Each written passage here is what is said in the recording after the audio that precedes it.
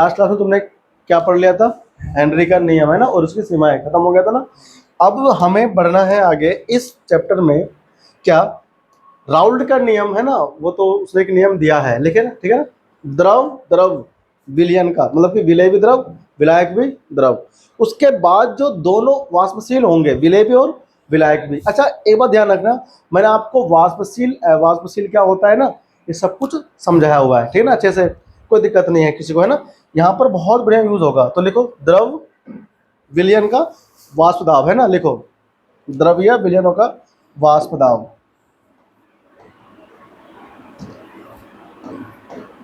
द्रव्य विलयनों का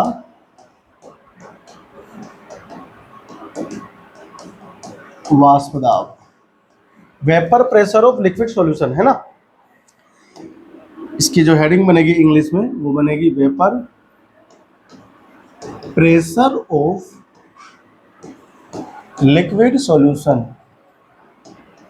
liquid solution यानी कि लिक्विड सॉल्यूशन का वेपर प्रेशर, ठीक है ना।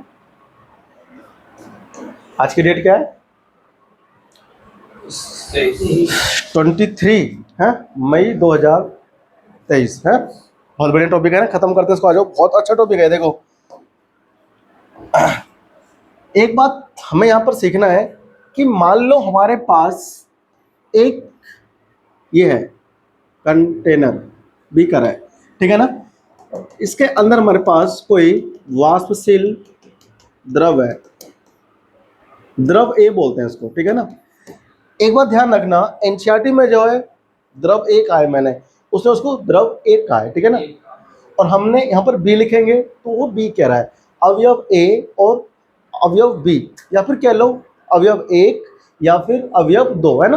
बात मतलब एक ही है, इसमें कोई समस्या किसी को आनी नहीं चाहिए। विलय को अवयव दो कहा गया है एनसीईआरटी में, या फिर बी कह लो, ठीक है। बात देखिए, और जो विलायक है जो अधिक मात्रा में होता है वो ए कहेंगे, ठीक है ना। तो यहाँ मेरे पास है द्रव ए, यानी आप इसको समझो विलायक है। ये हमेशा एक होगा तो विलायक यानी ए होगा तो विलायक, बी होगा तो विलय यानी कि दो। देखो एक हमारे पास दूसरा कंटेनर है, इसमें है विलय द्रव बी, ठीक है ना। तो दोनों ही कैसे हैं? वाष्पशील है। इसको मिलाने के बाद मैंने एक विलयन बनाया,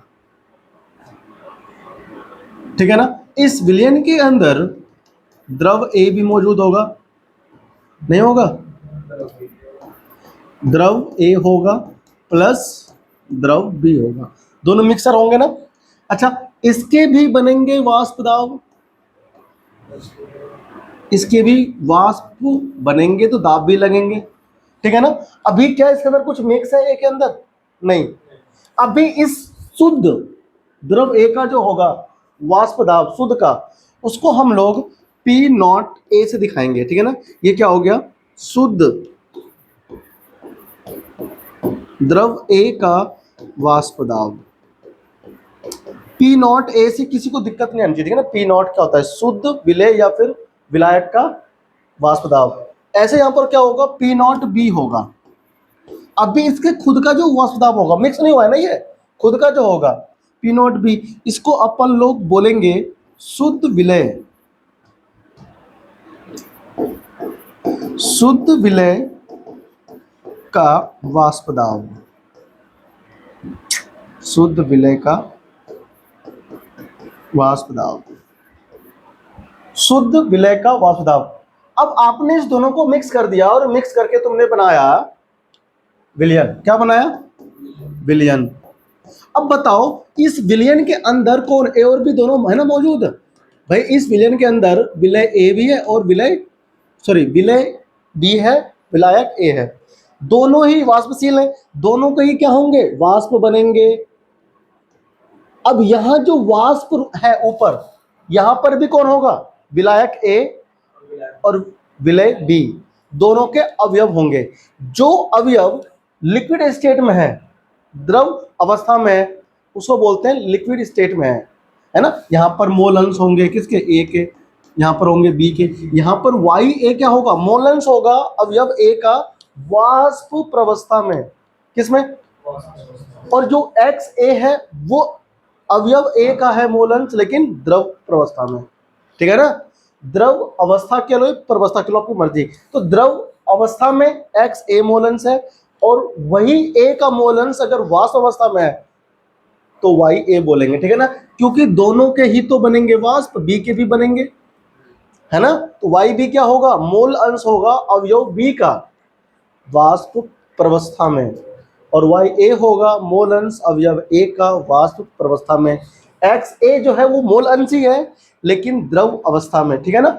और जो एक्स बी है ये भी मोल अंश है लेकिन अवयव बी का किसमें, द्रव अवस्था में, ठीक है ना। आया सबको समझ में इतना।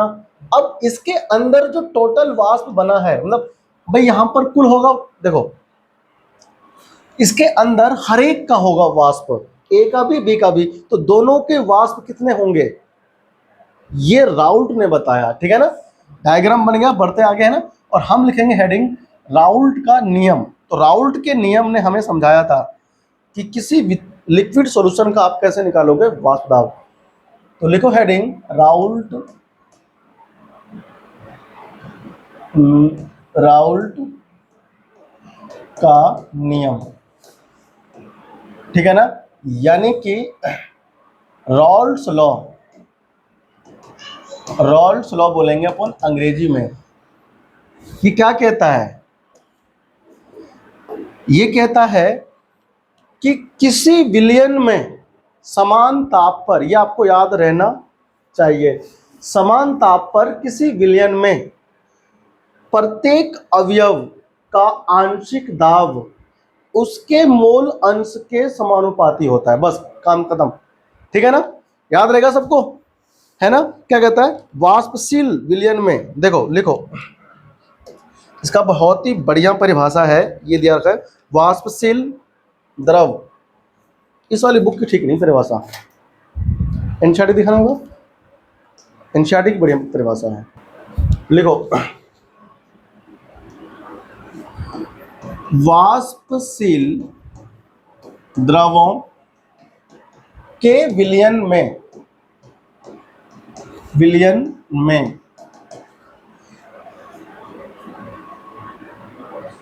उपस्थित प्रत्येक, लिखो, में उपस्थित प्रत्येक अवयव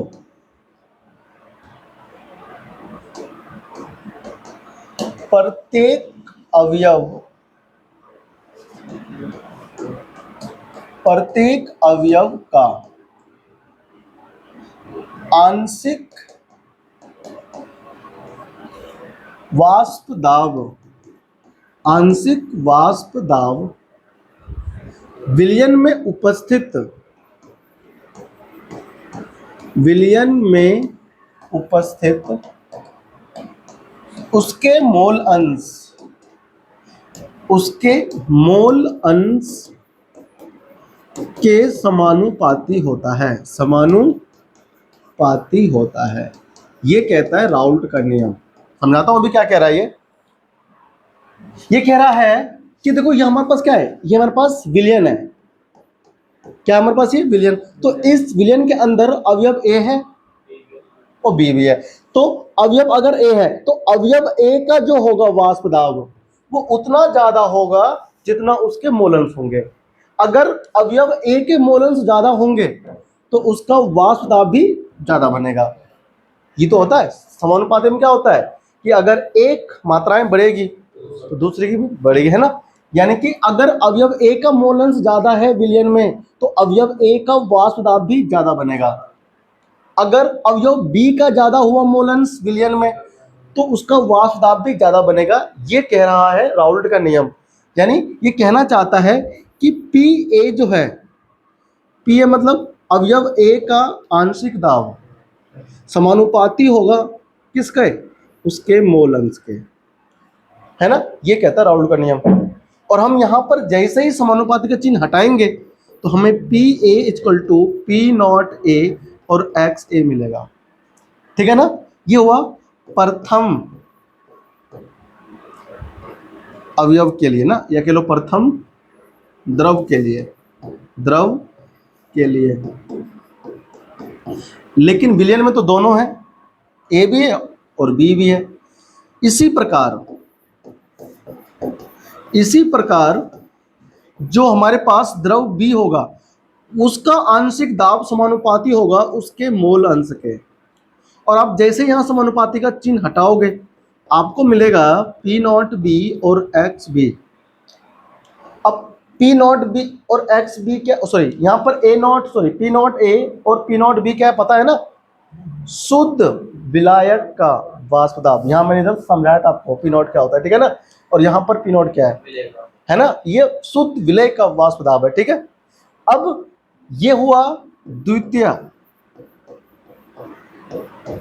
द्रव के लिए, दो प्रकार के जो हैं द्रव वो मिक्स हैं इस विलयन में, है ना। अब देखो इतना तो दाब लगा रहा है अवयव ए और इतना लगा रहा है अवयव बी, तो विलयन का कुल वाष्प दाब कितना होगा डाल्टन के नियम अनुसार। देखो डाल्टन पता क्या क्या बोलता है, देखो तुम्हें कुछ समझाता हूं मैं डाल्टन क्या कहता है। डाल्टन के नियम अनुसार हम यहां से आगे बढ़ेंगे, ठीक है ना। देखो अगर हमारे पास कोई बंद पात्र है, ये बंद पात्र है, ठीक है ना। बस फर्क है कि डाल्टन का जो नियम है वो केवल गैस के लिए लागू होता है, ओनली गैस के लिए लागू होता है। देखो और राउल्ट का जो नियम है वो लिक्विड के लिए लागू होता है, ये ध्यान रखना। देखो ये हमारे पास एक बंद पात्र है, इसके अंदर मान लो O2 गैस है, N2 गैस है ना, H2, ये सारी गैसें होती है, हीलियम गैस है ना, ऑर्गन गैस है, ये सारी गैसें, हीलियम हो गया He और ये ऑर्गन, ये सारी ऐसी गैसें हैं जो अभिक्रिया नहीं करती मिक्स करने पर।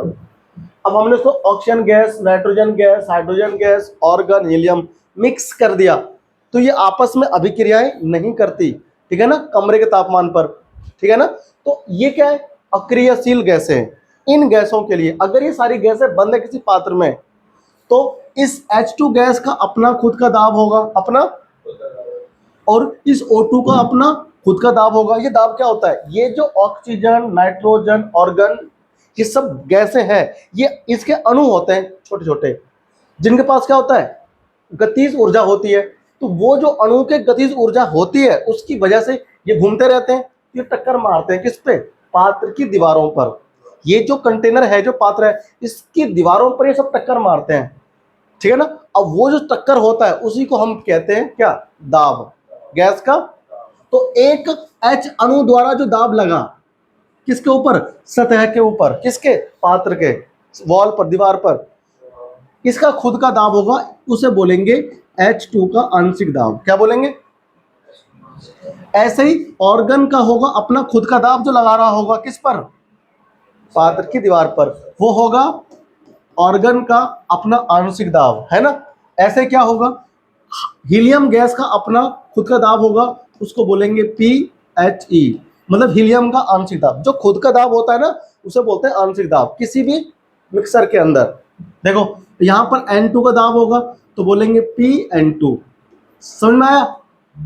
ऐसे कौन होगा, PO2 यानी जितना H2 गैस दाब लगा रहा होगा प्लस उसमें ऑर्गन का दाब, प्लस उसमें हीलियम का दाब, प्लस नाइट्रोजन का दाब, प्लस ऑक्सीजन का दाब, इन सभी के दाब को जोड़ करके जो दाब आएगा वो टोटल आएगा किसका, मिश्रण का, उस गैस का आंशिक दाब। ये कहा था किसने, डाल्टन ने, कि किसी सिलेंडर में यानी कि बंद पात्र में उपस्थित प्रत्येक गैसीय अणुओं का आंशिक दाब का योग उस सिलेंडर का वाष्प दाब कहलाता है ना। यानी कि इसमें जितने भी अणु हैं सभी अणुओं का अलग अलग खुद का अपना दाब होता है कि नहीं।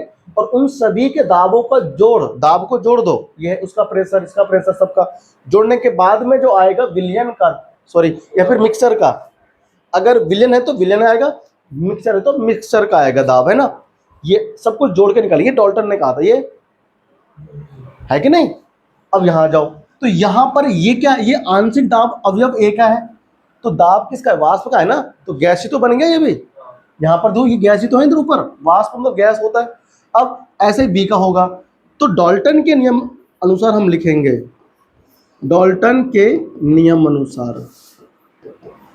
तो डाल्टन ने क्या कहा, डाल्टन के नियम अनुसार ये होगा कि पी टोटल कह लो या फिर पी विलियन, मतलब विलियन का कुल वाष्प दाब कितना होगा, पी विलियन, वो इक्वल टू मतलब दोनों, जब पी टोटल कह लो कुल, या फिर पी विलियन मतलब विलियन का वाष्प दाब, ये हमेशा बराबर होता है किसके, P A plus P B, है ना। इसमें दो ही तो है अवयव, एक अवयव ए है उसका अपना खुद का आंशिक दाब पी ए हो गया, प्लस अवयव बी का आंशिक दाब, है ना। जितना ये लगा रहा होगा दाब, जितना ये लगा रहा होगा, दोनों का जोड़ करके विलियन का बनेगा क्या, वाष्प दाब। यही कहता है डाल्टन का नियम, है ना। अच्छा, राउल्ट का नियम तो केवल यही है, ये और ये, निश्चित ताप पर किसी विलयन में, यानी कि कह लो लिक्विड सॉल्यूशन में, प्रत्येक अवयव का आंशिक दाब उस विलयन में उपस्थित उसके मोल अंश के समानुपाती होता है, ठीक है ना। यानी कि अगर कोई लिक्विड सॉल्यूशन है तो उसके अंदर जितना ज्यादा मोल अंश होंगे जिस अवयव का, उस अवयव का आंशिक दाब भी उतना ही ज्यादा होता है, ऐसा राउल्ट कहता है, ठीक है ना। तुमको ध्यान रखना है, राउल्ट का नियम बस यही है, इतना सा, अवयव ए का आंशिक दाब समानुपाती हो गया उसके मोल अंश के, ठीक है ना। लेकिन किसमें, सॉल्यूशन में। ये आया डाल्टन के अनुसार। आगे आ जाओ, यानी हमें जो निकालना है वो उस पूरे विलियन का निकालना है। भाई विलियन को हम लोग बोलते हैं अंग्रेजी में सॉल्यूशन, और उसको हम लोग शॉर्ट फॉर्म में लिखेंगे SOL ऊपर एन, ठीक है ना। सॉल्यूशन यानी कि विलियन का वाष्प दाब, ठीक है ना। बराबर बताओ, पी एक कौन था, पी ए था हमारे पास, P not A X A, याद आया, प्लस पी नॉट बी और एक्स बी, समझ में आया। ये बना हमारा राउल्ट का सॉरी राउल्ट के नियम को यूज करके और डाल्टन का सॉल्यूशन का आंशिक दाब, ठीक है ना। अब ये ना थोड़ा सा कॉम्प्लिकेटेड होता है, हम इसको ना अपने क्वेश्चन को सॉल्व करने के लिए न्यूमेरिकल पॉइंट ऑफ व्यू से इसे हम लोग थोड़ा सा इजी कर लेंगे, ठीक है ना। देखो, हम सभी लोग क्या जानते हैं बताओ, हम सभी जानते हैं कि X A plus X B equal to कितना 1 होता है। यानी किसी विलयन में उपस्थित जितने भी अवयव हैं, सभी अवयवों का मोल अंश का जोड़ कितना होता है, हमेशा 1 आता है। तो X A plus X B equal to 1 होता है ना। तो बस हम इसको थोड़ा सा और मॉडिफाई कर लेंगे इस इक्वेशन को, देखो ध्यान से, P solution is equal to P not A और X A plus P not B. यहां पर एक्स बी के स्थान पर आप क्या लिख सकते हो बताओ, एक्स बी के स्थान पर आप लिख सकते हो 1 माइनस एक्स ए, नहीं लिख सकते, इसको उठा के यहाँ कर दो पुट।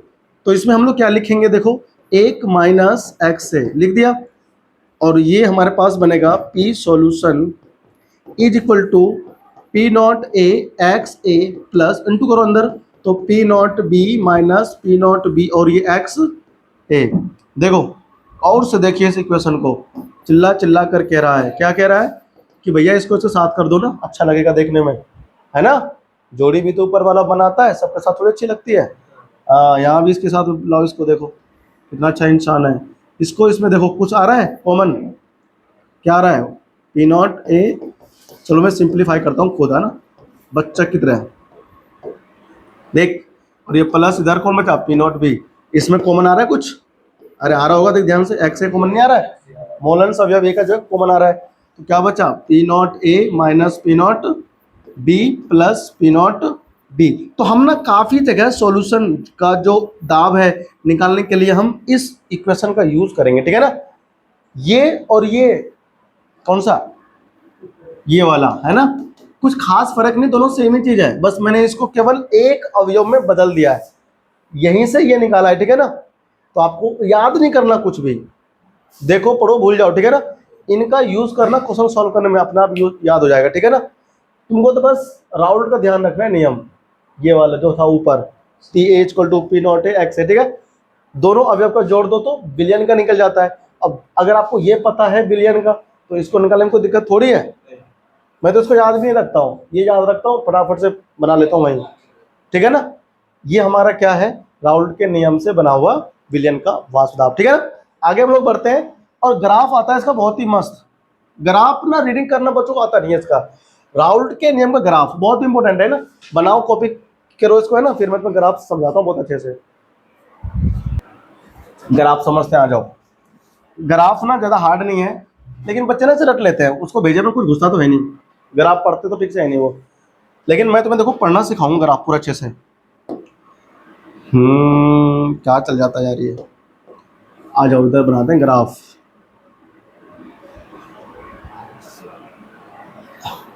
ग्राफ ना बच्चे ठीक से पढ़ नहीं पाते हैं, मैंने अक्सर देखा है, उनको ना ग्राफ का ना कॉन्सेप्ट ही नहीं होता क्लियर।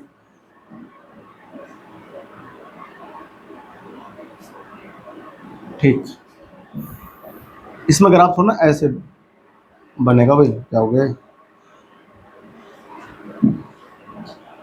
दिख रहा है? देख, यहां एक्स ए इक्वल टू, हम ये मान के चलेंगे यहां पर कि जो विलय है यानी कि पीबी, उसके वाष्प ज्यादा बनेंगे किसके, ए की तुलना में। क्या मतलब इसका बताओ? अवयव बी का वाष्प ज्यादा है ना विलय का, किससे, अवयव ए से, मतलब कि विलायक से। तो क्या मतलब इसका, इसका मतलब ये है कि विलय जो है ज्यादा वाष्पशील है विलायक की तुलना में, है ना, है कि नहीं? यानी ध्यान रखना, विलय ज्यादा वाष्पशील है विलायक की तुलना में। तो हम यहां पर मोल अंश जो है ए का, ए मतलब विलायक का, क्या लेंगे, एक। बताओ, अगर विलायक का मोल अंश एक है तो इसका मतलब क्या है कि यहां पर विलय की मात्रा बिल्कुल भी नहीं है। विलय की मात्रा भाई एक तो होता ही है मैक्सिमम। तो बताओ, x A plus X B जोड़ के एक आता है ना, और इसका मान एक है तो ये जीरो होगा, इसका मतलब ये जीरो होगा, मतलब बी के यहाँ पर कुछ भी मात्रा नहीं है। तो हम यहाँ पर मोल अंश बी का क्या लेके, जीरो लेके चलेंगे, ठीक है ना, ऐसे दिया हुआ एनसीईआरटी में, ठीक है ना। अब देखो इधर आ जाओ, अब इस वाले स्तंभ पर आ जाओ, यहां पर जो मोल अंश है ए का वो जीरो है और बी का यहां पर कितना है, एक है। इसका मतलब यह है कि यहां पर बी की मात्रा यहां पर पूरी है, विलायक कुछ भी नहीं है कि नहीं? तुम बताओ, अगर ये यहां पर ओनली कौन है, विलय है, तो यहां पर शुद्ध विलय का जो होगा वाष्प दाब वो पी नॉट बी मान लेंगे। पी नॉट, फिर से कह रहा हूं, एनसीईआरटी में बी के स्थान पर दो है, ठीक है ना, ध्यान रखना, मतलब क्योंकि विलय है, वो विलय को दो अवयव माना गया है, अवयव दो है ना, विलायक को ए, हम यहाँ पर ए बी लेके चल रहे हैं, ठीक है ना, तो इसमें कोई कंफ्यूजन की बात नहीं है, ठीक है। कभी तुम बुक में देखो कि एक दो यहाँ पर ए बी चल रहा है, ठीक है, ए बी से ना मेरे को ज्यादा अच्छा लगता है करना रिप्रेजेंट, है ना, देखो सहूलियत भी होती है। तो अगर रट के बैठोगे तो कंफ्यूजन होगा, रटना मत। देखो, अब यहां पर ओनली ए है ना, तो ए का जो वाष्प दाब है पी नॉट ए होगा। देखो मैंने उसे ऊपर लिया है, इसे नीचे लिया है, क्योंकि इसके कम वाष्प बन रहे हैं शुद्ध अवस्था में। जब शुद्ध होगा विलायक तो उसके वाष्प कम बन रहे होंगे शुद्ध विलय की तुलना में, ठीक है ना, इसलिए वो ऊपर है, ठीक है ना, ज्यादा वाष्प है। दूसरी बात, ये क्या है, ज्यादा वाष्पशील है, कौन, विलय। अब देखो, अभी तुमने राउल्ट के नियम के अनुसार क्या सीखा कि पी नॉट बी जो होता है समानुपाती होता है किसके, बताओ, बी के। भाई बी है तो बी के होगा ना। अब यहां पर बी के मोलन्स कितने हैं, जीरो। मोलन्स क्या है, इस बिंदु पर देखो ध्यान से, कोने में मोलन्स जब जीरो है तो दाब भी क्या होंगे इसके, जीरो होंगे ना, इसीलिए यहां पर प्योर अवस्था में ए का वाष्प है, ठीक है ना, यहां पर बिल्कुल भी वाष्प बी का नहीं है। लेकिन जैसे जैसे तुम आगे जाओगे इसमें, यहां पर नीचे देखो मोल अंश है ना, लिख देता हूं पहले, मोल अंश है इधर।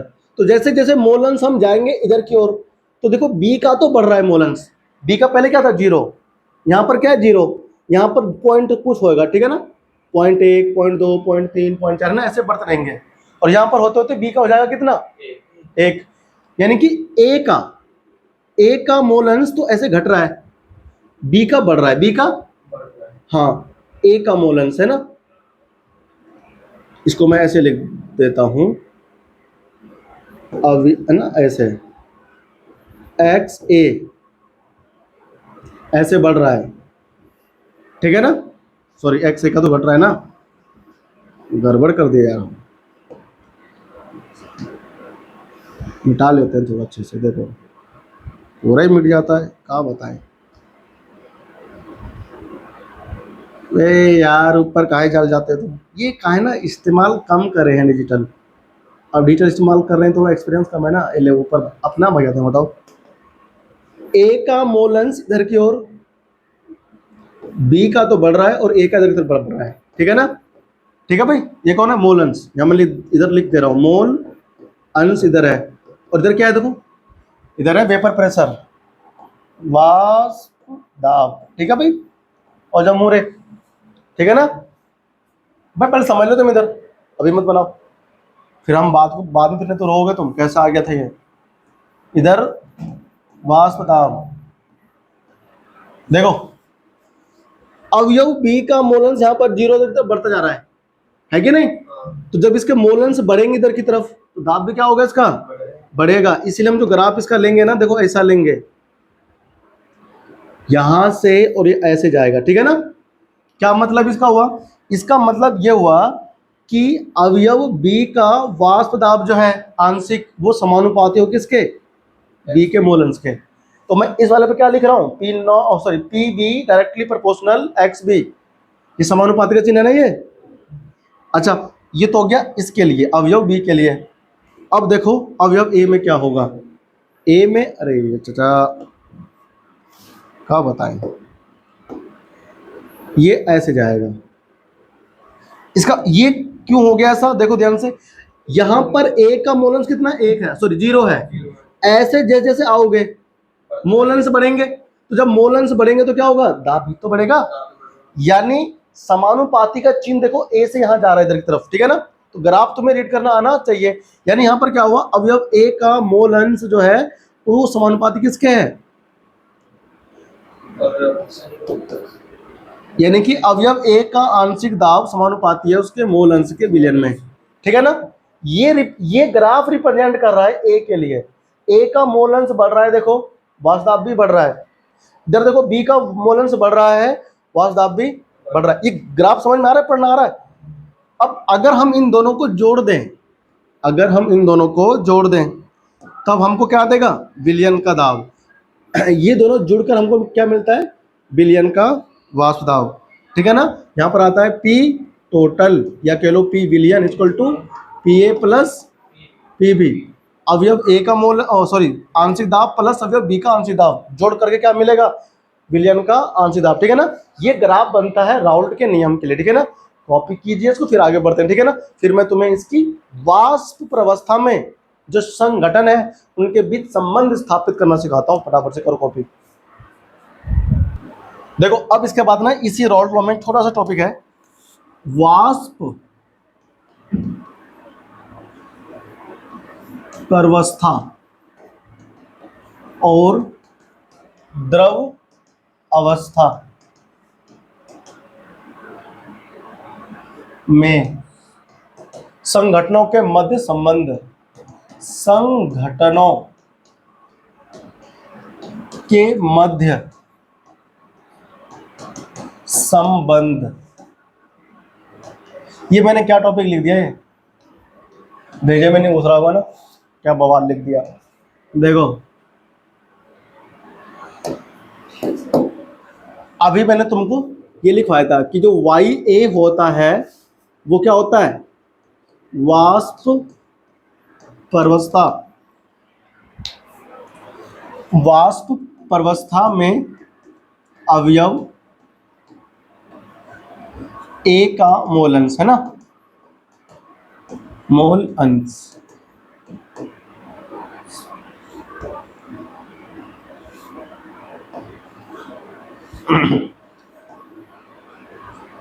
तो इसको यहीं लिख देते हैं।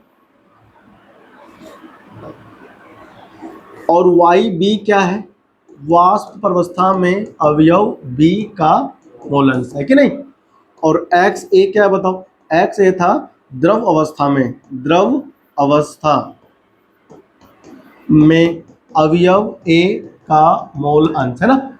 और एक्स बी क्या है, द्रव अवस्था में अवयव बी का मोल अंश है ना।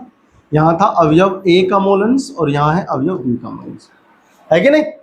अब देखो ये तो आप आराम से निकाल सकते हो, मतलब P A is equal to P not A और एक्स ए, ये जो एक्स ए है आप आराम से निकाल सकते हो ना।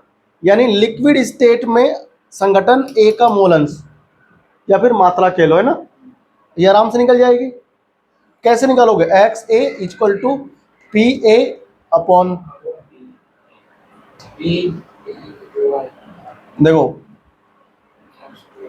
P A upon P not A, है कि नहीं भाई, यहां से निकल सकता है। लेकिन अगर मैं तुमसे बोलूं कि जो अवयव ए का बना है वाष्प, उसकी वाष्प अवस्था में अवयव ए का मोल अंश निकालो, मतलब वाई ए का मान बताओ कितना होगा। वाष्प प्रवस्था में अवयव ए का मोल अंश क्या होगा बताओ, या फिर अवयव बी का बताओ क्या होगा। तो आप फंस जाओगे। तो इसी को निकालने के लिए हम यहाँ पर एक फॉर्मूला करेंगे ड्राइव, है ना, रिलेशन बनाएंगे इनके बीच में। देखो कैसे बनेगा। तो यहाँ पर एक बात ध्यान रखना, अभी ना हम तुमको समझा रहे थे डाल्टन का नियम। तो डाल्टन का नियम एक बार यहाँ फिर समझने की कोशिश करते हैं। इसके अंदर हमारे पास देखो ध्यान से, 11वीं क्लास का कॉन्सेप्ट है, ठीक है ना, इसके बिना फिर तुम्हें समझ में नहीं आएगा। ये देखो, इसमें मान लो N2 गैस है, O2 गैस है और H2 गैस है, चलो ऑर्गन गैस है ना। भाई मैंने कहा तुमको कि इस पूरे का सिलेंडर का दाब पता है, टोटल क्या है, P टोटल है। इस पूरे सिलेंडर का दाब सभी गैसों का ये है मिलाकर टोटल, ठीक है ना। और जो हमारे पास एक गैस है, मान लो नाइट्रोजन गैस है N2, इस गैस का आंशिक दाब भी हमको पता है। क्या पता है हमको? आंशिक दाब भी हमको पता है। तब बताओ इस नाइट्रोजन गैस का मोलेंस कितना होगा? भाई गैस स्टेट में है ना, तो YA लिखेंगे। इसका बताओ, मतलब कि Y मोलेंस लिखेंगे किसका? N2 गैस का मोलेंस। देखो तुम्हें इन गैसों की मात्रा दी जाएगी, ऐसा बोल दिया जाएगा कि मान लो ये कितना है, 14 ग्राम है, ये कितना है, 36 ग्राम है, कितना है ये हमारे पास कितना है, 32 ग्राम है ना। ये हमारे पास कितना है, 2 ग्राम है। ये क्या है? ये मात्राएं तो है ना, मात्रा। अगर तुम्हें इन सबकी मात्राएं मालूम है तो इसके मात्राओं को भाग कर दो मोलर भार से। किससे? मोलर द्रव्यमान से। फॉर एग्जांपल कि नाइट्रोजन का मोलर भार कितना होता है, 14, और मास भी क्या है, तो इसके 1 मोल हो गए। कितने हो गए इसके कितने हो गए भाई? 36 दिया है, 36 ग्राम।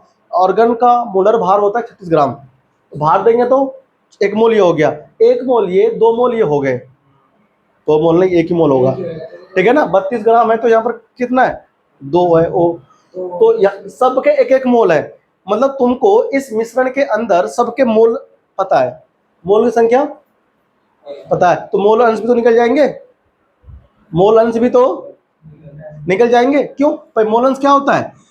अगर आपको मान लो मोल अंश निकालना है किसका, नाइट्रोजन का, तो क्या करना होगा, सबके मोल संख्या जोड़ दो, 1 + 1 + 1 + 1 प्लस भाग करो किसे, टोटल से, है कि नहीं। जहाँ कुल कितने, 1 2 3 4 गैस है, तो यहाँ पर तुम 4 लिखोगे, है कि नहीं। अब इसको भाग देंगे तो 1 से कम आएगा, ऊपर टोटल नहीं रखेंगे, सॉरी यार गलत कर दिया हमने, ऊपर 1 रखेंगे और नीचे 4 रखेंगे। भाई मोलस है ना किसका, नाइट्रोजन का, तो उसका मोल कहाँ रखते हैं, ऊपर। तुम्हें जिस स्पीसीज का मोलस निकालना होता है उसका मोल ऊपर रखते हैं, नीचे क्या रखते हैं, टोटल रखते हैं नीचे। तो इस गैस के अंदर तुम्हें हर एक गैस का नंबर ऑफ मोल्स पता है, मोलक संख्या मालूम है, तो आप हर एक का मोलस निकाल सकते हो, ऐसे, है कि नहीं।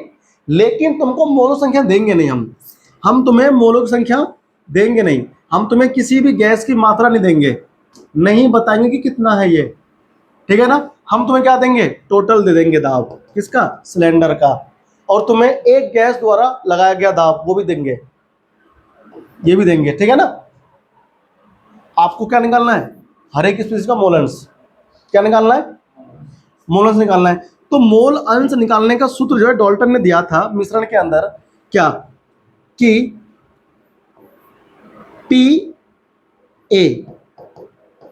पी टोटल और उसके मोल अंश। आंशिक दाब जो होता है, अगर मान लो हमको ये निकालना होता आंशिक दाब किसी एक गैस का, और हमको मोल अंश दिया होता, मान लो हमें नाइट्रोजन का मोल अंश दिया होता N2 गैस 0.2, क्या दिया होता, अगर हमें मोल अंश दिया होता तो हम आंशिक दाब निकाल सकते हैं, अगर हमें आंशिक दाब दिया होगा तो मोल अंश निकाल सकते हैं, ठीक है ना। इनमें संबंध होता है, क्या कहता है, कहता है कि प्रत्येक अवयव का आंशिक दाब उसमें मोल अंश और कुल दाब के गुणनफल के बराबर होता है, ठीक है ना।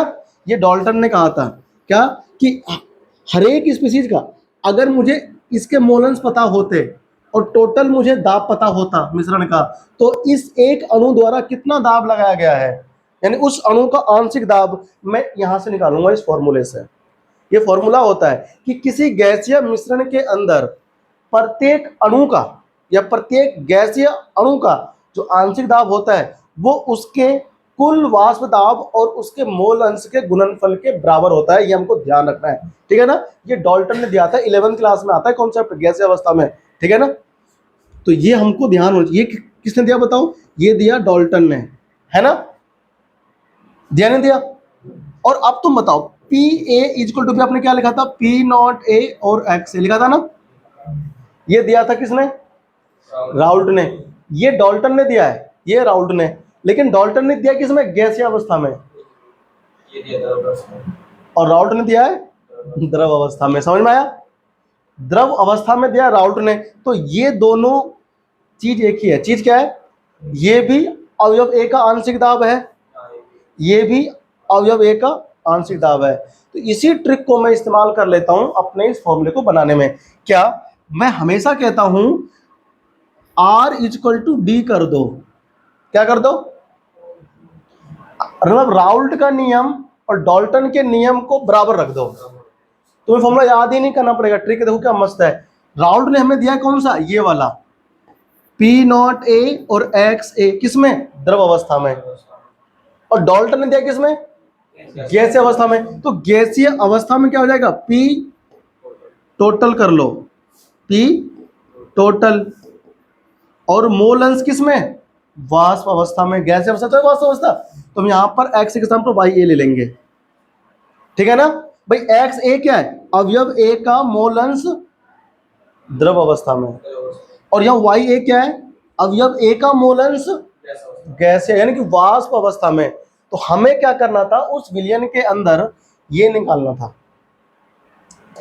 अवयव ए का वाष्प अवस्था, ये छाप लिया ऊपर का हेडिंग वर्डिंग देखो।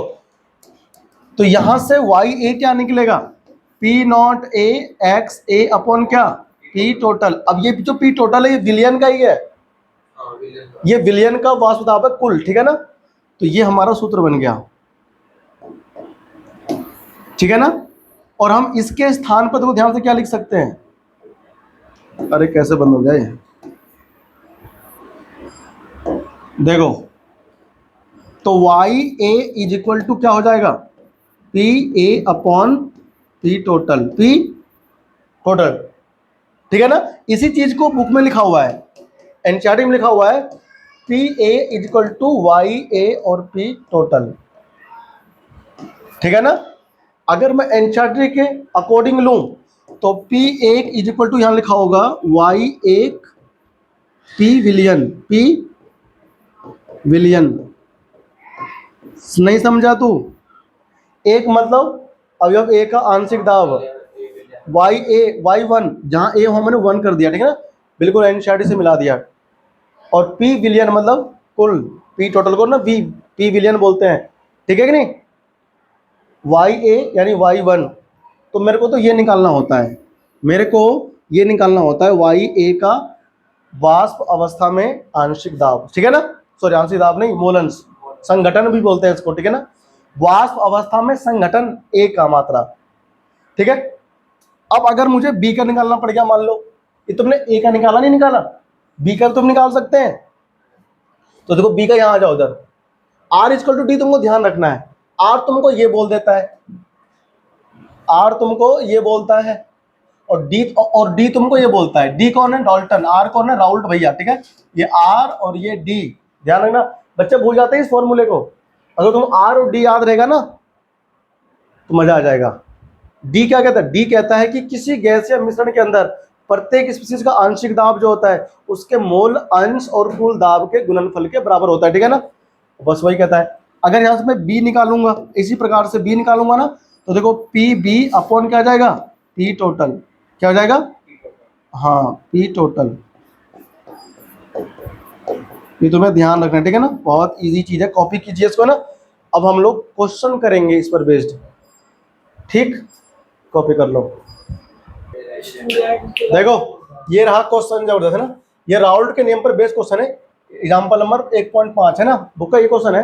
देख क्वेश्चन में क्या कह रहा है, दिखाएं तुमको, देखो कह रहा है कि 298 केल्विन पर, 298 केल्विन ताप है, ठीक है ना। जब राउल्ट नियम लिखते हैं तो बोल देते हैं, मॉर्निंग पहले ही बोल देते हैं कि स्थिर ताप पर, किस पर, तो यहाँ पर बात हो रहा है 298 केल्विन यानी कि 25 डिग्री सेल्सियस ताप पर बात हो रहा है, ठीक है ना। कौन है? CHCl3 क्लोरोफॉर्म एवं डाइक्लोरोमीथेन को, ठीक है ना, के वाष्प दाब क्रमशः कितना है? 200 mmHg और 415 mmHg। यानी कि CHCl3 जब शुद्ध अवस्था में था तो उसका वाष्प दाब था 200 mmHg, ठीक है ना, और जो CH2Cl2 था उसका दाब कितना था? 415 mmHg जब शुद्ध अवस्था में, ठीक है ना। अब क्या क्या है देखो, 25.5 ग्राम क्लोरोफॉर्म और 40 ग्राम डाइक्लोरोमीथेन को मिला करके विलयन बनाया। क्या बनाया? मिलाकर बनाए गए विलयन के वाष्प दाब की गणना कीजिए, ठीक है ना। तो क्वेश्चन क्या कह रहा है? हमसे कह रहा है क्वेश्चन कि ये हमारे पास इधर जो है इसमें कौन है? क्लोरोफॉर्म है, ठीक है भाई। CHCl3 कितना है बताओ? ये हमारे पास है 25.5 ग्राम, ठीक है ना। और अभी शुद्ध अवस्था में इसका जो दाब है यानी कि P0 लिखूंगा CHCl3, ठीक है ना, कितना है? 200 mmHg, यही तो है। अब उसके बाद हमसे क्या बोलता है? ये हमसे बोलता है कि भाई ऐसा है, इसको मैं नीचे लिख लेता हूँ, ठीक है ना, उधर मैं थोड़ा सा अच्छे से बनाऊंगा ना समझाने के लिए, तो समझाने में समय लगेगा, ठीक है ना, लेकिन आप समझ जाओगे ना, क्वेश्चन तुम नहीं कर दोगे चुटकी में। और आपने एक दूसरा बीकर लिया और इसके अंदर कौन है बताओ? इसके अंदर है डाइक्लोरोमीथेन CH2Cl2। ये कितना है बताओ? इसकी जो मात्रा है वो है 40 ग्राम, है कि नहीं।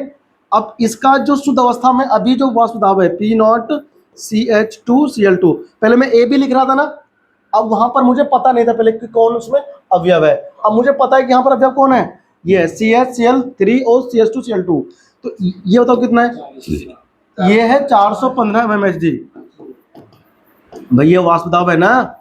अब इसको मिला करके तुमने क्या करा बताओ? विलयन बनाया। क्या बनाया? विलयन। ये बन गया विलयन। तो इस विलयन के अंदर दोनों हैं। कौन? अच्छा, दोनों लिक्विड फॉर्म में रहते हैं, ठीक है ना, लेकिन दोनों होते हैं वाष्पशील।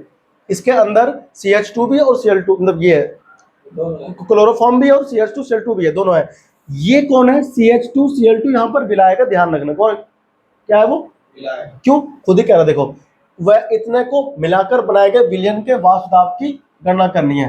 देखो ये ज्यादा मात्रा में है ना, ये तो विलायक हो गए है ना, ये कम मात्रा में तो कौन होगा? है ना। देखो अब यहां पर हमें प्राप्त हुआ विलयन,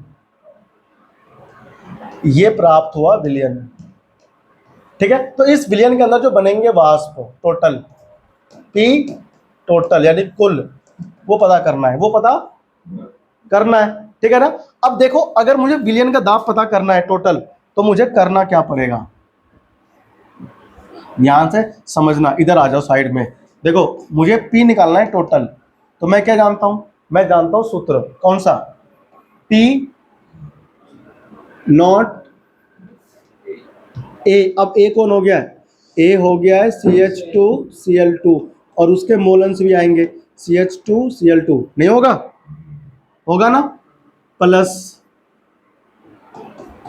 P0 CHCl3 और मोल अंश उसके है ना CHCl3 के। समझ में आया? अब ये मुझे याद करना है ना, तो भाई कैसे निकालेंगे, है ना। अब देखो मुझे मोल अंश चाहिए दोनों के। क्या चाहिए? ये तो मुझे पता है इसका कितना है, देखो 200 नहीं 415। इसका देखो कितना है CHCl3 का 200, पता है मुझे। मोल अंश नहीं है, मोल अंश अगर मिल जाए तो मजा नहीं आ जाएगा। मोल अंश ही नहीं है, बस मोल अंश को निकालने के लिए हमें यहाँ पर काम करना पड़ेगा। देखो तो मुझे मोल अंश निकालना है, तो सबसे पहले मुझे क्या निकालना है? मोल अंश। किसके निकालने हैं? CHCl3 के। अब बताओ इसका मोल अंश कैसे निकालते हैं? इसके मोल संख्या ऊपर रखोगे तुम, है कि नहीं। तो CHCl3 इसके मोल हो गए ऊपर, और नीचे कौन आएगा बताओ? टोटल आएंगे, है ना। तो भैया सब इसका मोल अंश पहले भी मोल संख्या निकालनी पड़ेगी, तो पहले निकालो मोल संख्या निकालो पहले। देखो NCHCl3 क्लोरोफॉर्म की मोलक संख्या, सूत्र क्या होता है? दिया गया भार बटे मोलर भार। CHCl3 का भार कितना है बताओ? 25 ग्राम। कितना है? 25.5 ग्राम। अब मोलर भार कितना निकल के आएगा? आता है निकालना। इधर निकालते हैं CHCl3 का मोलर द्रव्यमान। कैसे निकालोगे, देखो ध्यान से, कार्बन का 12 होता है, H का 1 होता है, प्लस Cl3 का कितना होता है, Cl का होता है 35.5, कुल Cl कितने, 3, 3 से गुना कर दो तो 12 और 1 13, प्लस गुना करो 3 5 15, 3 5 15 और 1 16, 3 3 9 और 1 10, 106.5 कितना आएगा, इसको जोड़ लो, 13 6 19 होते हैं ना, 119.5 ग्राम प्रति मोल निकल गया मोलर भार किसका, CHCl3 का। आपको मोलर भार की आवश्यकता पड़ेगी किसकी, CH2Cl2 की भी, ठीक है ना।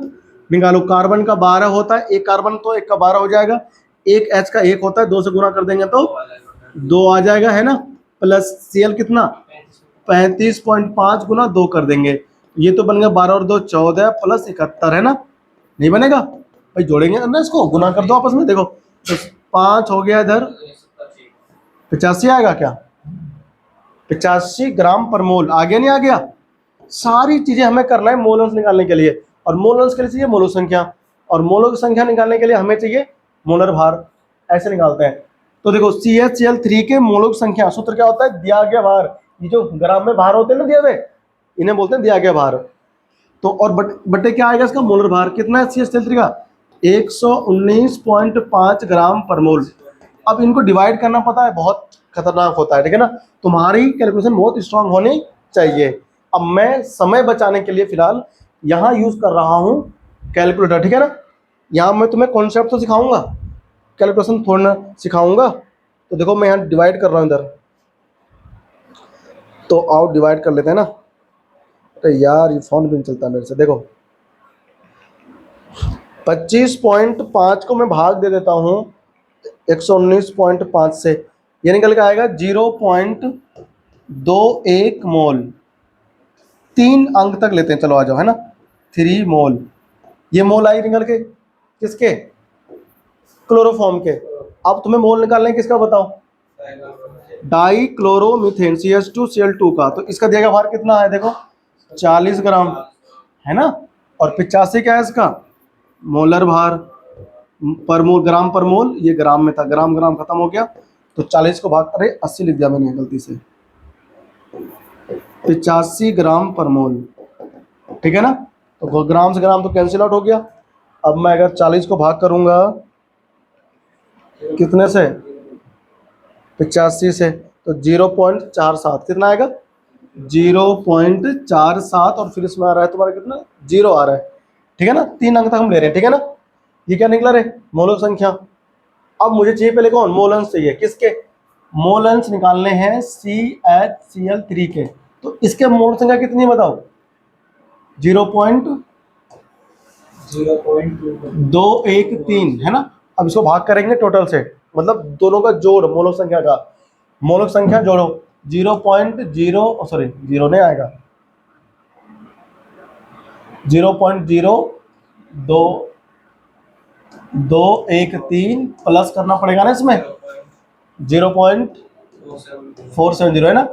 अब देखो 0.213 को भाग करना है, जोड़ो कितना आएगा, अच्छा मैं जल्दी करेंगे ना, इसमें जोड़ लेता हूँ, ठीक है ना, 0.213 प्लस 0.470, है ना, तो 0.683, है ना। अब उसको भाग करना है, 0.213 को डिवाइड करो कितने से, 0.683, कितने से 683, ये आएगा तुम्हारा कितना 0.311, ठीक है ना। ये आया क्या, मोलन्स, ये मोलन्स आया ना, किसका आया, ये मोलन्स आया तुम्हारा CHCl3 का, क्लोरोफॉर्म का, है ना। तो मैं इसको जगह बना लेता हूँ अलग साइड में, देखो अब हमको मोलस निकालने किसके, डाइक्लोरोमीथेन के। तो इसका निकालने के लिए ना, अगर आपने एक का निकाल लिया है तो इतना लंबा करने की आवश्यकता नहीं है, एक में से माइनस कर दो, ठीक है ना। तो कितना आएगा बताओ करके, माइनस करो, माइनस 1 माइनस 0.311, ठीक है ना। ये निकल के आएगा तुम्हारा 0.689, ठीक है भाई, ये आ गया ना मोलन्स, या नहीं आया, समझ में आ रहा है कि नहीं आ रहा है। देखो इसमें कैलकुलेशन थोड़ा सा लंबा है, ठीक है ना, कैलकुलेशन लंबा है, लेकिन क्वेश्चन का मेथड समझो, करने का तरीका समझो, हार्ड बिल्कुल भी नहीं, ठीक है ना। देखो अब मैं लगाऊंगा इस फॉर्मूले को, अब लगाऊंगा इस फॉर्मूले को, आगे लगा देते हैं फटाफट से। तो पी टोटल तो तुमको निकालना है, पी टोटल यानी बिलियन का दाब निकालना है। तो बताओ कैसे निकलेगा। देखो पी नॉट कितना बताओ, CS2 CL2 का 415 है ना, 415 गुना ये कितना है 0.689 प्लस इसका 200 है, गुना करो इसमें कितने से 0.311 से ना। अब गुना करके बस जोड़ना है, आंसर धकाक से निकलेगा, ठीक है भाई। तो यहाँ पर पी कुल, कुल मतलब टोटल, गुना करो। देखो मैं फटाफट से कर देता हूँ, ठीक है ना। यार कैलकुलेशन है ना, थोड़ा लेंथी पड़ता है इसमें, और कुछ नहीं, कर लोगे तुम है। पेपर में आएगा ना क्वेश्चन तो सोचना मत कि ये इतना बड़ा है, गुना भाग करना है। रफ में पी ऐसे लाइन खींच करके करने लग जाना, सोचना मत कितना लंबा है कैसे करूंगा, है ना। इतने में सोचो समय निकलेगा, इतने में तो करने लगना फटाफट से। तुम कॉपी करो उसको, मैं सॉल्व करता हूँ, ठीक है ना। देखो सर 415 गुना करनी है 0.689 की, इसमें आ जाएगा 285.935 प्लस, देखो गुना करता हूँ 200 की किसमें 0.311 में, तो इधर आ जाएगा 62.2, कितना निकलेगा जोड़ो इसमें दोनों में, प्लस 285.935, यह आएगा तुम्हारा 348.135, ठीक है ना, मिलीमीटर मरकरी। ये निकला तुम्हारा पी कुल, कुल मतलब बिलियन का वाष्प दाब, ठीक है ना। पहला पार्ट हमारा इसका सॉल्व हो गया, ठीक है। आंसर मैच करना क्या है इसका, इसका आंसर है 347.9 आ रहा है इसमें, ठीक है ना। बुक में आ रहा है 347.9, ठीक है। और हमारा आया निकल के 348.135, ठीक है ना। लगभग लगभग सेम आ रहा है, ठीक है ना। हमने 3 अंक तक लिया है, उसने क्या करा है पूरा लिया है 4 अंक तक, ठीक है ना, इसलिए थोड़ा सा डिफरेंस आ रहा है। अब सेकंड पार्ट में कह रहा है वाष्पीय प्रवस्था के प्रत्येक अवयव के मोलंस की गणना कीजिए। समझ रहे हो, वाष्पीय प्रवस्था मतलब ये जो विलयन बना है, ये जो विलयन हमारा इस ये हो गया तुम्हारा, करो कॉपी करो। देखो सेकंड पार्ट में क्या कह रहा है, सेकंड पार्ट में कह रहा है कि वाष्पीय प्रवस्था के प्रत्येक अवयव के मोलंस की गणना कीजिए, है ना। मोलंस की हमें क्या करनी है, गणना करनी है। कैसे करना है, देखो अभी आपको मैं ना समझाया था, R इक्वल टू डी कर दो, कहा था ना मैंने। R कहता है कि PA होता है ना, और ये कहता है क्या, ये कहता है P टोटल, और Y ये नहीं कहता है, याद आया। अब PA क्या है, अवयव A का मोल अंश, अवयव A का आंशिक दाब। देखो जरा अवयव A कौन है इसमें बताओ, जो ज्यादा वाला कौन है, ये है ना, ये है। देखो तो कितना है 285.935, तो 285 पॉइंट कितना लिखूं 935। अब तुम बोलोगे ये क्यों लिख दिया भैया, आंशिक दाब अवयव A का है ना, अवयव A का आंशिक दाब ये तो होगा मेरे पास, देखो ये ना, नहीं होगा। और ये कौन है, ये हो गया, इज इक्वल टू टोटल कितना है देखो 348.135, और YA तुमको निकालना है। YA कौन है, यानी वाष्प अवस्था में CH2Cl2 का मोलंस, है ना।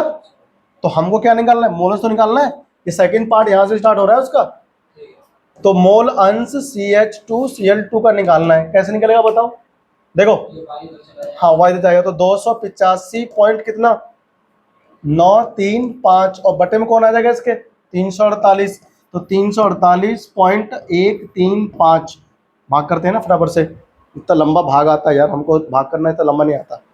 मैं तो अप्रोक्सीमेशन मारता हूँ धड़ पर, ऑप्शन दिखते टिक कर देता हूँ।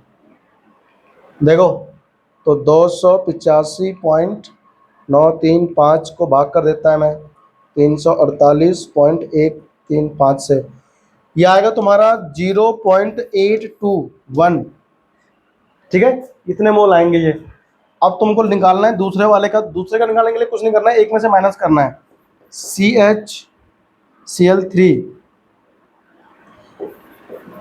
एक माइनस 0.821 करो, ठीक है ना। तो अगर माइनस कर देंगे कितना आ जाएगा, 0.178 है ना मोल, सॉरी मोल थोड़ी आएगा इसमें, ठीक है ना। ये हमारा क्या हो गया, वाष्प प्रवस्था में मोल अंश किसका, डाइक्लोरोमीथेन का और क्लोरोफॉर्म का, ठीक है ना। पर मैं आंसर चेक कर देता हूँ कितना आ रहा है। 0.18 देखो इसका आ रहा है क्लोरोमीथेन का, ठीक है ना। ये अरे यार क्या नाम है इसका, CHCl3 का। बुक में आ रहा है 0.18 है ना, हमारा आ रहा है कितना 0.178, तो ये राउंड ऑफ करके 8 ही बन जाएगा। अच्छा डाई क्लोरोमीथेन का बताओ कितना आएगा, इसका आ रहा है, इसमें कितना आ रहा है पे, हाँ दिख नहीं रहा है हमको, 0.82 आ रहा है ना। देखो हमारे भी 82 आ रहा है, नहीं आ रहा है, ठीक है ना, बिल्कुल मस्त आ रहा है आंसर, ठीक है ना। आया तो क्वेश्चन तुमको समझ में, अरे क्वेश्चन समझ में आया, ठीक है। अब एक क्वेश्चन और मैं तुम्हें समझा दूं इस पर बेस्ड, ठीक है ना, जो एनसीईआरटी का इन टेक्स्ट क्वेश्चन है ना। इस कॉपी, ये सब कॉपी हो गया ना अच्छे से, मिटा दूं, चल आ जा, मैं पहले क्वेश्चन ले आऊं बोर्ड पे, है ना। देखो क्वेश्चन बोर्ड पे आ गया है ना, क्या कह रहा है क्वेश्चन, देखो कह रहा है 350 केल्विन पर, ये तापमान तुमको देगा, ठीक है ना। ये तापमान किसी काम का नहीं है, बस वो कहना चाह रहे कि निश्चित ताप पर शुद्ध द्रव ए एवं बी के वाष्प दाब कितने बताओ, 450 और 750 एमएचजी है। यदि कुल वाष्प दाब देखो दे रखा है इसने, कितना है 600 एमएचजी हो, तो द्रव मिश्रण का संगठन ज्ञात कीजिए। द्रव मिश्रण का संगठन का मतलब है कि मोलस तुमको निकालने हैं, ए का और बी का, साथ ही वाष्प प्रवस्था का संगठन भी ज्ञात कीजिए, ठीक है ना। आओ देखो क्वेश्चन सॉल्व करते हैं बराबर से। क्या कह रहा है, तुमको पर दिया क्या वो लिख लो, पी नॉट ए दिया हुआ है, कितना ए का है 450 mmHg, मिलीमीटर मरकरी पढ़ते हैं इसको। और इसमें क्या कह रहा है, जो कंपोनेंट बी है, अवयव बी का है 750 mmHg, समझ में आया। कह रहा है कुल वाष्प दाब, तुमको देखो दे रखा है इसने, कुल भी दिया हुआ है, कुल वाष्प दाब वो है 600 mmHg, ठीक है ना। अब आ जाओ आगे, हमसे कह रहा है कि संघटन ज्ञात करो, मतलब अवयव ए का मोलंश द्रव अवस्था में, अवयव बी का मोलंश द्रव अवस्था में, ठीक है, और साथ ही वाष्प अवस्था में निकालो किसका, द्रव ए का मोलंश और वाष्प अवस्था में बी का भी मोलंश, ठीक है। ठीक है भाई, अब इस क्वेश्चन को करने के लिए तुम्हें देखो कितना आसान क्वेश्चन है ये। पी कुल का बताओ क्या होता है सूत्र, पी कुल का होता है सूत्र पी ए नॉट और एक्स ए, याद है, P not B X B, है ना। देख ध्यान से, हम इस एक्स बी को ऐसे करके लिख सकते हैं, P not A X A plus P not B, और एक्स बी है ना, इसको एक माइनस एक्स ए तो लिख सकते हैं, याद आया। मैं उस फॉर्मूले को बनाता हूँ, मैं कभी याद नहीं करता हूँ, ध्यान रखना। तो ये क्या होगा, पी कुल इक्वल टू, देख P not A X A plus P not B minus क्या होगा, पी नॉट बी और एक्स ए, नहीं होगा। अब इसमें से कर लो, क्या कॉमन करोगे इसमें, तो पी कुल क्या बनेगा, पी कुल बनेगा तुम्हारा P not A minus P not B, और इधर x A plus P not B. यहाँ किसी को दिक्कत, तुम हमें दिक्कत यहाँ पर किसी को बताओ, नहीं है ना। अब सारी वैल्यू पुट कर दो इसमें, आंसर पक्का आ जाएगा, ठीक है ना। देखो तो पी कुल बताओ कितना है 600, मैं यूनिट यहाँ पे नहीं रख रहा हूँ, ठीक है ना, आप खुद ही रखना। देखो यूनिट रख के सॉल्व करना चाहिए हमेशा क्वेश्चन को, मैं यहाँ पे यूनिट नहीं रख रहा हूँ, खुद से रखना। 600 बराबर, तो पी नॉट कितना है, तो पी नॉट है कितना है 450, है कि नहीं, माइनस पी नॉट भी कितना है 750, कोई दिक्कत तो नहीं होगा यहाँ पर। एक्स से बताओ कितना है, नहीं पता, निकालना है, प्लस पी नॉट भी कितना है 750, है ना। सॉल्व करो तो 600 माइनस करो, यहाँ ले आओ 750, है कि नहीं, 750। बताओ यहाँ कितना होगा, 250 बचेगा इधर कि नहीं बचेगा, और इंटू किसका हो गया, एक्स ए का। अरे भेजे में नहीं आया तुमको ये, 400 था, 450, 300 बचेगा, कितना बचेगा, हाँ 300 बचेगा, ठीक 300 बचेगा भाई, ठीक। हमको माइनस करना नहीं आता है, 300 बचेगा।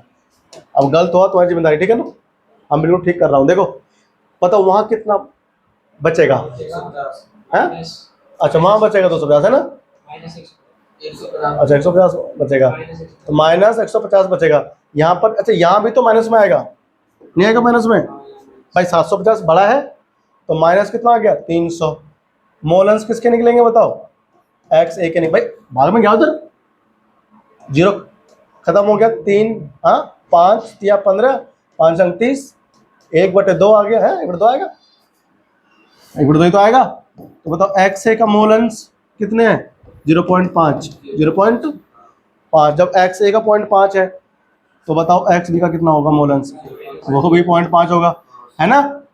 ये किस में निकला बताओ, वाष्प प्रवस्था में निकला मोलन्स, किसका, अवयव ए का और अवयव बी का। वाष्प में निकला है, द्रव में निकला, क्या निकला, द्रव प्रवस्था में तुम्हारा ये निकला। अब हमें निकालना है कहाँ बताओ, वाष्प प्रवस्था में निकालना है मोलन्स। आ जाओ इधर निकलवा देता हूँ, ठीक है ना। R इक्वल टू डी, क्या R इक्वल टू डी, मैं हमें याद रखता हूँ। R क्या बोलता है, P0A x a, है कि नहीं, P0A x a बोलता है कौन, राउल्ट बोलता है, डॉल्टन बोलता है P कुल और y a, ये तो बोलता है डॉल्टन ये बोलता है भाई। तो क्या करो, इसको करो इक्वल। तो देखो हमको y a निकालना है, तो y a निकालने के लिए P0A और x a बटे कितना आ गया, P कुल। बना सूत्र, अरे बन गया ना, बन गया, मैं कभी याद ही नहीं करता हूँ। जब पेपर में ऐसे लिखूंगा ना हर एक चीज, तो नंबर फटाफट भक्के देगा। 67 नंबर है, सुना है उस लड़के के, हम बताए थे उसको कैसे लिखना है, उसने हर एक चीज ऐसे लिखा, नंबर मिला 67 नंबर। 70 में से आगे बताओ, 70 में से 67 ऐसे सुनाता है, क्यों काकू है, काकू देव जी ऐसे करना पड़ेगा। घर पे उंगली ये पिचक जानी चाहिए तुम्हारे लिखते लिखते। मोहल्ले में क्या हो रहा है, कौन आ रही है ना, ध्यान मत दीजिए, ठीक है। उम्र ऐसी हो गई इसकी, हाँ तो लगा कि वो नहा धो के बाहर कोई जा रहा है, वो मत देखो बिल्कुल भी, जो आ रहा है जाने दो, हमको बहुत डिस्टर्ब करती थी बताओ। मोह माया, डिस्टर्ब नहीं होना किसी से, ठीक है ना। P0A x a, चलो तो P0A कितना है 450, x a कितना आया 0.5, P कुल कितना है बता 600, भाग करिए उसको सबको करके सॉल्व, 0 0 कट गया, इस जीरो ने इस पॉइंट को मार दिया, तो 45 गुना 5 करना है कि नहीं, क्या करना है 45 गुना 5 कर ले, बटे में कितना 600 कर ले, ठीक है ना। देख 5 से इसको भाग देगा ना, ये तो आसान सा कैलकुलेशन है। तो 5 एकम 5, 5 दूनी 10, कितना आ गया है, तो 120 आ गया। अब इसे भाग कर ले फिर 5 से, 5 दूनी 45 और यहाँ 5 दूनी 10, 5 चौक 20, 9/25 कितना आया, तो y a का मान आ गया 9/25 नहीं 24। यार फिर से भाग करना पड़ेगा तुम्हें, तुम खुद ही भाग करना अपने आप, मैं तो y b निकाल रहा हूँ। देखो 1 माइनस y a निकालेंगे ना, तो y b का मान क्या होगा, 1 माइनस y a का मान देखो 9/24, सॉल्व कर लो, 24 में से 9 गया तो कितना आएगा 25, ओ सॉरी 15, y b बराबर 15/24, ये भाग करना, ठीक है ना, आंसर आ जाएगा इसका एग्जैक्ट। अरे 24 से भाग करना 9 को, तो y a का मान निकलेगा जो भी आएगा, ठीक है ना, 3 और 7 आएगा, ठीक है ना, ठीक है जे। ये हमारा खत्म हुआ राउल्ट का नियम, ठीक है ना, कॉन्सेप्ट के साथ। अगली क्लास में मैं तुम्हें सिखाऊंगा सबसे पहले कि अगर हम किसी वाष्पशील विलायक में अवाष्पशील विलय डाल दें, मतलब कि ठोस डाल दें, चीनी शुगर है ना, तो अब इस विलयन का क्या होगा वाष्प दाब, ठीक है, ये पढ़ाऊंगा तुम्हें अगली कक्षा में, है ठीक है। तो मिलते हैं तुमसे अगली क्लास में नए कॉन्सेप्ट के साथ।